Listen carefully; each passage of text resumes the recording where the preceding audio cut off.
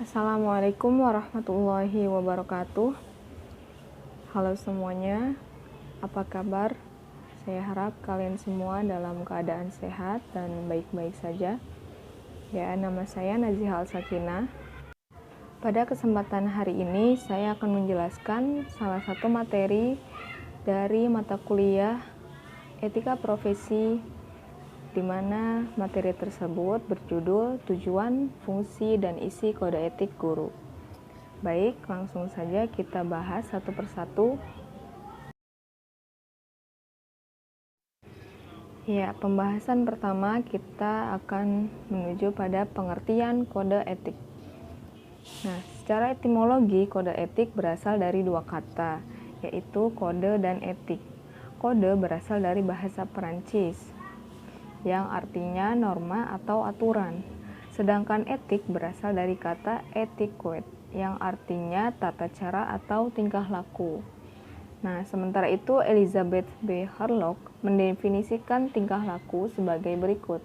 Behavior which may be called true morality not only conforms to social standards, but also is carried out voluntarily. It comes with the transition from external to internal authority and consists of conduct regulated from within. Yang artinya adalah tingkah laku boleh dikatakan sebagai moralitas yang sebenarnya itu bukan hanya sesuai dengan standar masyarakat, tetapi juga dilaksanakan dengan sukarela. Tingkah laku itu terjadi melalui transisi dari kekuatan yang ada di luar diri ke dalam diri, dan ada ketetapan hati dalam melakukan atau maksudnya bertindak yang diatur dari dalam diri. Nah, jadi bisa dikatakan bahwa kode etik itu adalah norma atau aturan yang mengatur bagaimana seseorang bertindak gitu ya, melakukan tingkah laku. Kemudian selanjutnya ada tujuan kode etik guru ya. Jadi tujuan dirumuskannya kode etik dalam suatu profesi adalah untuk kepentingan anggota organisasi profesi itu sendiri. Secara umum kode etik mempunyai tujuan sebagai berikut. Yang pertama, untuk menjunjung tinggi martabat profesi. Dalam hal ini, kode etik dapat menjaga pandangan dan kesan dari pihak luar atau masyarakat agar mereka jangan sampai memandang rendah atau remeh terhadap profesi yang bersangkutan. Oleh karenanya, setiap kode etik suatu profesi akan melarang berbagai bentuk tindakan anggota profesi yang dapat mencemarkan nama baik profesi terhadap dunia luar. Dari segi ini, kode etik juga sering disebut kode kehormatan. Jadi, kode etik sendiri itu bisa dikatakan sebagai pembatas ya, atau rambu-rambu agar kita atau sebagai orang yang memiliki profesi tersebut tidak bertindak melebihi batas atau melanggar peraturan yang ada dalam kode etik tersebut gitu. Kemudian selanjutnya, untuk menjaga dan memelihara kesejahteraan para anggota profesi guru. Kesejahteraan ini meliputi kesejahteraan lahir maupun kesejahteraan batin ya. Selanjutnya, kode etik juga memiliki tujuan untuk meningkatkan pengabdian para anggota profesi. Tujuan lain kode etik dapat juga berkaitan dengan peningkatan kegiatan pengabdian profesi, sehingga bagi para anggota profesi dapat dengan mudah mengetahui tugas dan tanggung jawab pengabdiannya dalam melaksanakan tugasnya. Oleh karena itu, kode etik merumuskan ketentuan-ketentuan yang perlu dilakukan para anggota profesi dalam menjalankan tugasnya. Selanjutnya, untuk meningkatkan mutu profesi, kode etik juga memuat norma-norma dan anjuran agar para anggota profesi selalu berusaha untuk meningkatkan mutu pengabdian para anggotanya. Dan yang terakhir adalah untuk meningkatkan mutu organisasi profesi.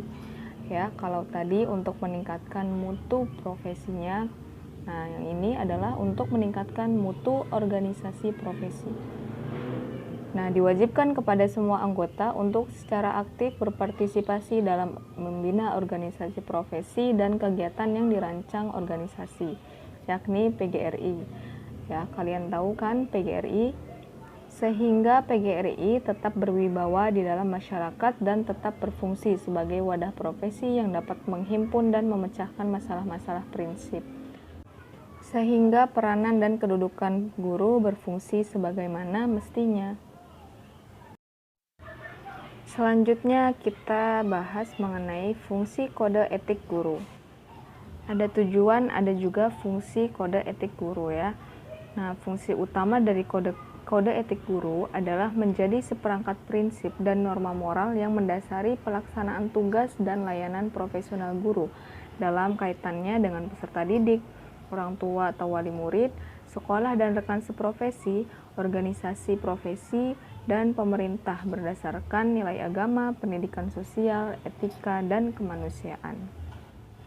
Jadi fungsi kode etik ini bisa dikatakan sebagai pedoman atau batasan-batasan berupa norma-norma gitu ya, aturan-aturan yang mengatur apa saja tugas sebagai seorang guru, kemudian larangan-larangan yang tidak boleh dilanggar, kemudian aturan-aturan yang harus diikuti yang berkaitan dengan peserta didik, orang tua, sekolah, rekan, organisasi gitu ya, yang berdasarkan dengan nilai agama, pendidikan sosial, etika, dan kemanusiaan. Selanjutnya, apa aja sih isi kode etik guru ya? Yang pertama, guru berbakti membimbing anak didik seutuhnya untuk membentuk manusia pembangunan yang berpancasila. Jadi guru bertanggung jawab untuk mendidik para siswanya gitu ya, sebagai manusia pembangunan yang berdasarkan dengan Pancasila. Kemudian, guru memiliki kejujuran profesional dalam menerapkan kurikulum sesuai dengan kebutuhan anak didik masing-masing. Jadi, sebagai seorang guru kita harus jujur, profesional ya dalam menerapkan kurikulum yang ada untuk diimplementasikan dalam pembelajaran sesuai dengan kebutuhan peserta didik gitu ya. Selanjutnya, guru berusaha memperoleh informasi tentang peserta didik sebagai bahan melakukan bimbingan dan pembinaan. Kemudian, guru menciptakan suasana sekolah sebaik-baiknya yang menunjang berhasilnya proses belajar mengajar. Jadi, seorang guru harus menciptakan suasana sekolah sebaik mungkin untuk agar siswanya itu berhasil dalam proses pembelajarannya gitu. Kemudian, guru memelihara hubungan baik dengan orang tua murid dan masyarakat sekitarnya untuk membina peran serta dan tanggung jawab bersama terhadap pendidikan. Guru secara pribadi dan secara bersama-sama mengembangkan dan meningkatkan mutu dan martabat profesinya. Guru memelihara hubungan profesi, semangat kekeluargaan, dan kesetiakawanan nasional. Guru secara bersama-sama memelihara dan meningkatkan mutu organisasi profesi guru sebagai sarana perjuangan dan pengabdian. Dan guru melaksanakan segala kebijakan pemerintah di bidang pendidikan. Ya, jadi itulah isi kode etik guru yang mungkin bisa yang isinya itu terkait dengan aturan-aturan atau tanggung jawab yang harus dilakukan oleh seorang guru dalam menjalankan profesinya. Mungkin itu saja yang bisa saya sampaikan mengenai materi hari ini. Jika ada yang ditanyakan atau ada yang ingin menambahkan, silahkan komentar di grup. Terima kasih atas perhatiannya. Wassalamualaikum warahmatullahi wabarakatuh.